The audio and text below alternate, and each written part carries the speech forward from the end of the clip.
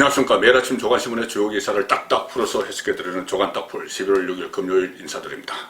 오늘 아침 조간신문 역시 미국 대통령 선거 이야기입니다. 완전히 결론은 나지 않았지만 지금 조간신문들의 판단은 일단은 바이든이 승리, 민주당 바이든이 승리를 했고 공화당 트럼프가 목리를 부리고 있다. 그런 내용입니다.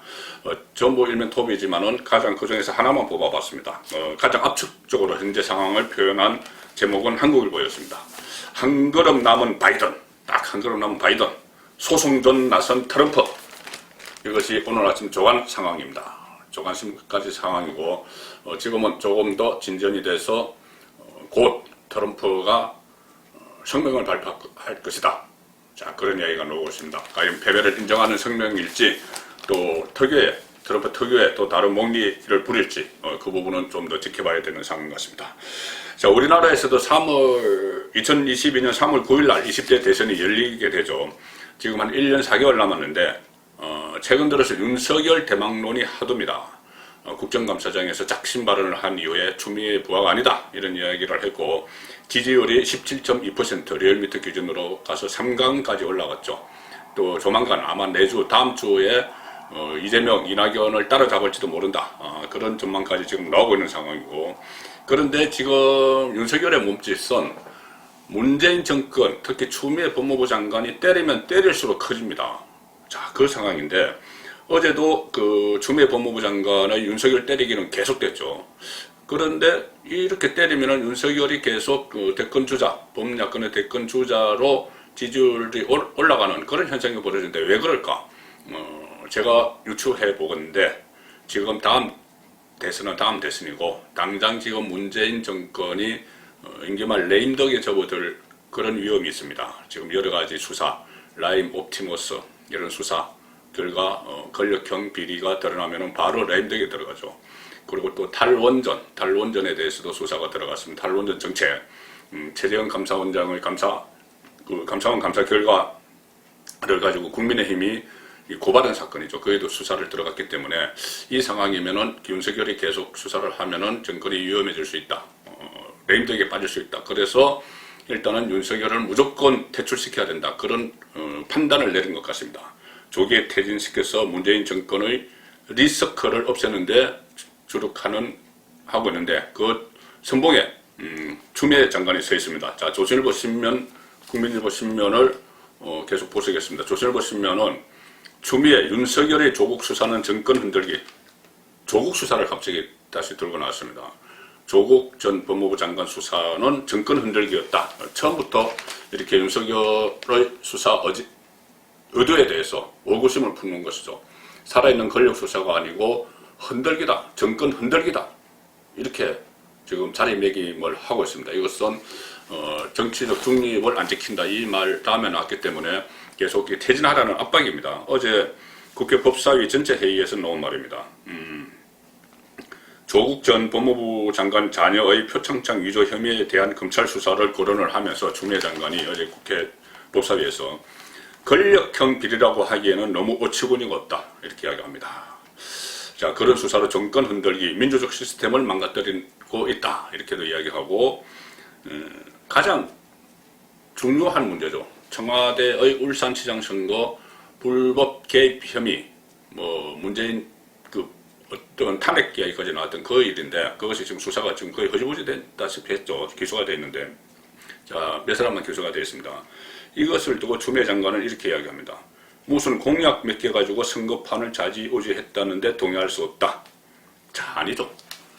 청와대 7개 부서가 동원됐죠. 청와대가 공약 개발해 준 건 그 중에 하나고, 후보 매수, 또 하명 수사, 이런 여러 가지가 있었습니다. 7개 부서가 총 동원이 됐습니다. 자, 그런 상황에서 그 수사를 한 것을 가지고 정권 흔들기다, 이렇게 이야기를 하면서 윤석열을 몰아내기 위해 나서고 있습니다. 국민일보 신문도 추미애 장관의 이야기입니다. 검찰 지휘부가 MB 사건 등 대국민 사과하게 만들겠다.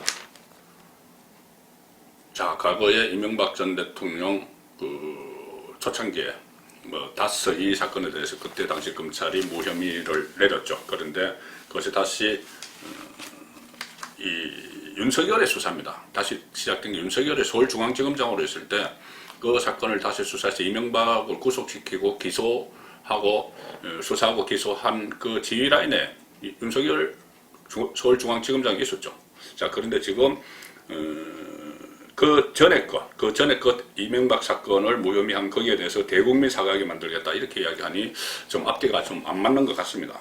윤석열은 이명박을 분명히 수사하고 기소하는 지휘 라인에 있었죠.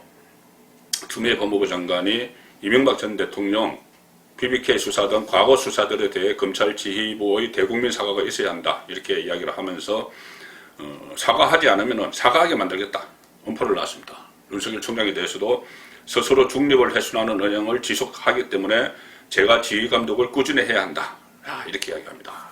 자, 이 중에서 윤석열의 조국 수사는 증권 흔들기다 이렇게 이야기했죠. 그런데 추미애가 이렇게 조국 일가의 비리를 감쌌지만은 이 사건을 수사한 윤석열 검찰, 제가 왜 윤석열 검찰이라고 하냐면은 지금 검찰이 윤석열 검찰과 이성윤 검찰로 나눠져 있습니다. 이성윤 서울중앙지검장 쪽에 서 있는 검찰들은 살아있는 권력 수사를 거의 하지 않습니다. 오히려 막으려고 합니다. 그런데 윤석열 검찰총장은 계속 또 살아있는 권력 수사를 다시 하고 있죠. 검찰에서는 윤석열 검찰은 정경심이 조국의 부인 정경심이 국정농단 같은 범죄를 저질렀다. 이렇게 하면서 중형을 구형을 했습니다. 징역 7년. 자, 어제 그 선고가 있었죠. 그 구형 선고가 있습니다. 결심 공판. 동아일보 11면 보시면은 검찰 국정농단 같은 중대범죄. 그런데 여기서 또 정경심 쪽은 조국 낭만 노린 수사다. 조국을 겨냥한 수사다. 뭐 정권을 겨냥한 수사다. 이렇게 검찰개혁 저항 프레임으로 또 다시 반박을 하고 있습니다. 표창장 위조 등 14개 혐의 결심 공판입니다. 14개 혐의. 검찰은 이 공판에서 공정성, 법치주의 가치를 침해시켰다. 그래서 징역 7년, 벌금 9억 원, 추징금 1억 원 구형을 했습니다. 국정농단 같은 중대범죄다. 이 조국 전 장관의 표적 수사다. 정경심 쪽에서 이렇게 이야기하니 고위층 부정부패 수사다. 이렇게 맞받아 쳤고요. 자녀의 허위 경력을 만들어서 학생과 부모들에게 상실감을 줬다. 이렇게 검찰이 질타를 했습니다. 그런데도 법무부 장관은 감싸고 있습니다. 자, 윤석열 검찰총장은 이 상황에서 지금 좀 협공을 당하는 그런 형국도 있죠. 추미애뿐이 아니고 민주당 또 공격을 하고 범야권 안에서도 견제가 나오기 시작했다고 제가 말씀을 드렸습니다. 홍준표 그리고 국민의힘 내부에서 견제도 받는데 이 상황에서 윤석열 검찰총장이 부쩍 다시 살아있는 권력 수사에 나서는 그런 모습을 보이고 있습니다. 그래서 이것을 두고 윤석열이 자 이제 사실상 이 자기 대권 주자로 떠오른 상황에서 의도적으로 문재인 정권을 향해서 도발하자는 것 아니냐, 자 그런 분석까지 나오는 상황입니다. 지금 윤석열 검찰, 다시 말씀드리지만 이성윤 검찰과 윤석열 검찰은 지금 다릅니다. 윤석열 검찰이 이 살아있는 권력 수사를 재개하는 그런 모습입니다. 자, 서울신문 9면, 4면 보시면은 윤석열 척건 이두봉 대전지검장, 윤석열 총장의 척건으로 분류가 되죠. 이두봉 대전지검장이 원전 의혹 정조준, 원전 관련 기관들을 어제 대대적으로 압수수색을 했습니다. 그래서 청와대를 겨누는 것이냐. 탈원전 정책은 문재인 대통령이 취임하고 나서 바로 거의 뭐 1호 지시를 내린 것이죠. 뭐 영화 판도라를 보고 뭐 했다는 그런 이야기까지 있을 정도로 그때 당시에 좀 불합리하다 그런 지적들이 많았는데, 자 원전 강제 수사 두고 추미애 윤석열 갈등 최고조, 어제 산자부, 한수원, 가스공사 동시에 압수수색을 했습니다. 그런데 이 수사 책임자들이 대전지검에 모두 윤석열과 한솥밥을 먹던 후배들입니다. 왜 그러냐면은 추미애 장관이 4번의 검찰 인사를 하면서 윤석열과 가까운 사람들을 전부 지방으로 자천시켰죠. 그 중에서 가장 많이 가 있는 쪽이 대전지검입니다. 대전지검장 이두봉부터 시작해서. 그러니 이 대전지검에 이른바 윤석열 사단이 쭉 포진해 있는데 그쪽에서 이 사건을 맡게 됐으니 윤석열 측근들이 다시 대전에서 살아있는 권력을 향해서 수사를 하게 되는 그런 상황이 일어난 겁니다. 자, 이 상황인데 한겨레 신문 구면도 이렇게 씁니다. 검찰 원전 폐쇄 과정 전방위 칼 것 청와대까지 겨누나. 자, 한겨레 신문도 청와대를 겨누는 수사로 보고 있습니다. 살아있는 권력 수사가 다시 시작됐다. 이런 뉘앙스죠.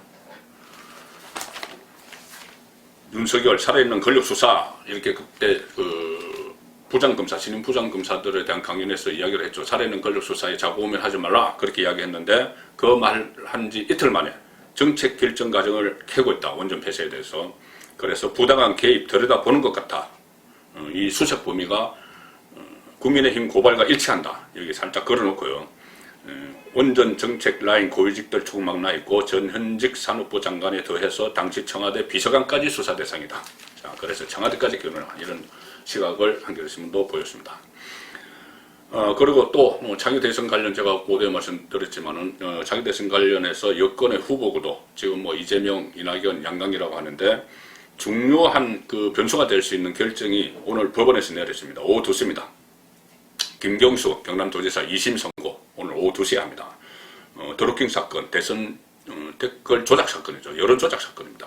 그 조작 사건으로 재판을 받고 있는데 1심에서는 징역형을 선고받고 법정 구속까지 됐죠. 그리고 보석으로 풀려나와서 지금 자유로운 상태에서 재판을 받고 있는데 그동안 재판부가 여러 차례 바뀌었습니다. 그러면서 재판을 질질 끌었죠. 그렇기 때문에 정가에서는 이재명, 이낙연은 친문 적통이 아니기 때문에 친문 적통이 아니기 때문에 김경수를 무죄로 만들어서 자기 대권 주자를 키우려고 하는 것 아니냐. 자, 그런 분석이 상당히 많이 나왔습니다. 그래서 면죄부를 줘서 이낙연, 이재명 이 비문을 대체하는 대권 주자로 키울 것이다. 그런 분석이 나왔는데 오늘 2시에 결정이 됩니다. 매일경제 신면에서 정밀하게 분석을 하고 있습니다. 김경수 오늘 운명의 날. 이재명처럼 대권 족쇄 풀리나. 이재명 경기지사도 대법원에서 무죄학형 판결 받으면서 지지율도 오르고 강폭 행보를 벌이고 있죠. 자, 김경수도 그렇게 될 것인가. 오늘 오후 2시에 판가름이 납니다. 판가름이 나는데 무죄 선고된 여권 대선구도 요동, 이낙연 지지율에 영향 줄 듯, 그리고 또 일부라도 유죄가 나오면은 도정에 혼란이 올 것이다. 이렇게 됩니다. 특히 김경수 지사는 선거법 위반 부분을 주목을 해야 됩니다. 선거법 위반은 벌금형만 받아도 100만 원 이상 벌금형만 받아도 지사직이 상실되기 때문입니다. 선거 과정에서 드루킹 측의 도모 변호사의 그 선거법은 좀 다른 겁니다. 이건 대선 선거법을 이야기하는 겁니다.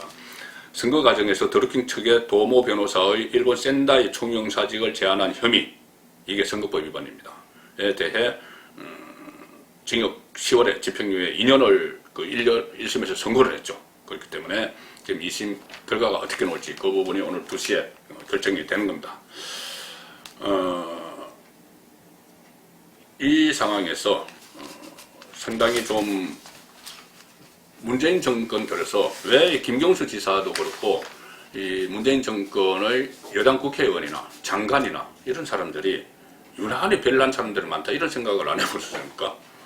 최근에 국정감사장에서도 여러 의원들 좀 수준 이하의 질문 그런 것도 나왔고, 즉 김경수를 비롯해서 이재명 같은 도지사도 그렇고 또 장관도 이상한 좀 선뜻 납득이 안 되는 사람들이 많죠. 가령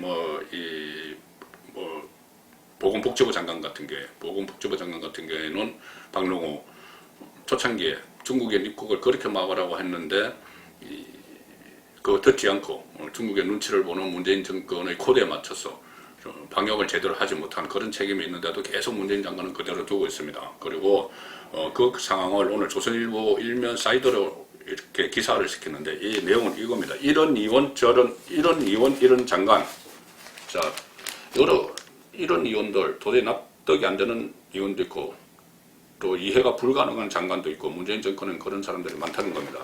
박범계 의원이 어제 조재현 법원 행정처장을 향해서 이렇게 이야기합니다.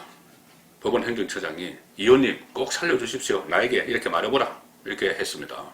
뭐냐면은 법사위 예산안 심사를 벌였는데 거기에 출석한 법원 행정처장에게 법원 행정처장이 요구한 예산이 있었습니다. 판결문 데이터베이스 제작 비용 1억 5천만 원인데 이것 가지고 이거 예산 따가려면은 나에게 의원 꼭 살려주십시오. 이렇게 한번 해봐라. 그러니 조 처장이 상당히 계속 당황을 했죠. 그런데도 계속해서 의원님 살려주십시오. 한번 하세요. 뭐 계속 그렇게 이야기를 하고 아유 살려주세요. 한마디 하면 편할 거를 참 내 답답하게 이렇게까지 이야기를 합니다.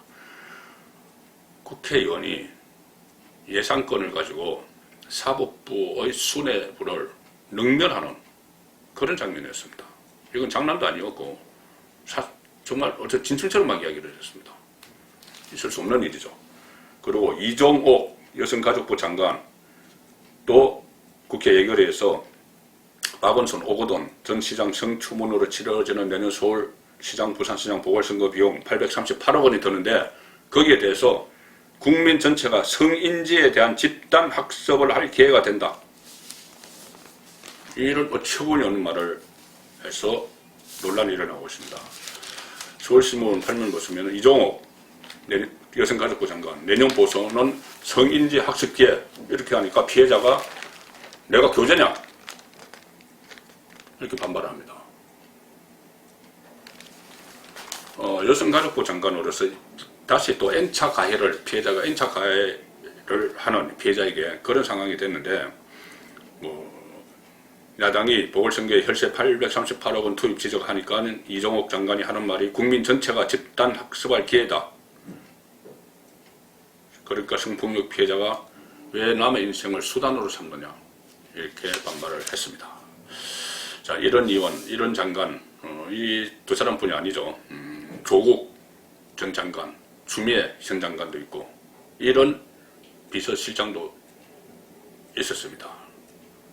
청와대 비서실장이 노영민 국회에서 강복절 집회 주동자들을 향해서 살인자라고 큰 소리를 치는 적개심과 분노를 표출하는 청와대 비서실장이 대통령을 대리하는 비서실장이 국회에서 그런 발언도 했습니다. 이런 의원, 이런 장관, 이런 도지사, 이런 실장까지 모두 문재인 대통령이 임명을 했거나 아니면 지원을 했던 인물들입니다. 문재인 사람들이죠. 그런데 문재인 인사권자 문재인은 아무 말도 안 하고 간혹 언론에 등장하는 것이 우리 경제가 선방하고 있다. 코로나 방역이 세계 인류다. 이렇게 자아자찬하는 그 일만 나서고 다른 일, 본인이 임명한 사람들이 이렇게 나라를 난장판으로 만드는데도 침묵하고 있습니다. 조간 딱 보였습니다.